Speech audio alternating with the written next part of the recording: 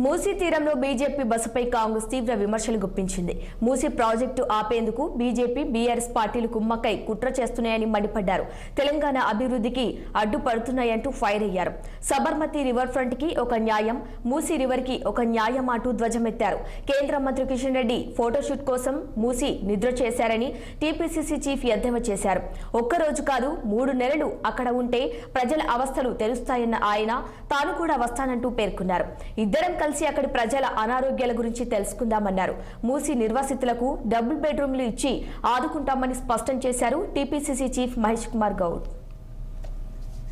10 ఏళ్లుగా చూస్తాను, ఎప్పుడైనా బీఆర్ఎస్ పార్టీ గ్రాఫ్ తగ్గుతుందనగానే రంగంలోకి దిగుతారు వీళ్ళు. బీఆర్ఎస్ పార్టీ ప్రొటెక్టర్స్ వీళ్ళు. అరే 10 ఏళ్ళు కేసీఆర్ మెలగబెట్టలేకపోయినాడు, మేమేదో చేస్తామంటే మీ కడుపు నొప్పి ఏంటి?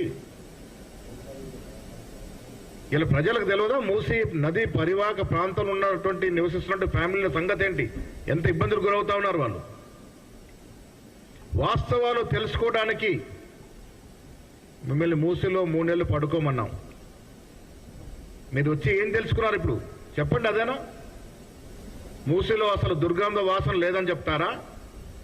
అసలు దోమలే లేవని చెప్తారా? మరి దోమలే లేకుండా మీరు సాక్స్ వేసుకుని ఎందుకు పడుకున్నారు?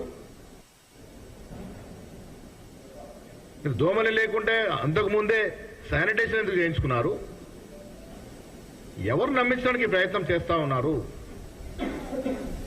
మీరు ఆషామాషి నాయకుడు కాదు, కేంద్ర మంత్రి స్థాయిలో ఉన్నారు. ఏం సాధించినట్టు ఒకరోజు నిద్ర చేసి మీరు? నేను మీకు సూటిగా అడుగుతా ఉన్నాను, వాళ్ళ తెలంగాణ అభివృద్ధి అనేసరికి మీకు నొప్పి వస్తూ ఉంది.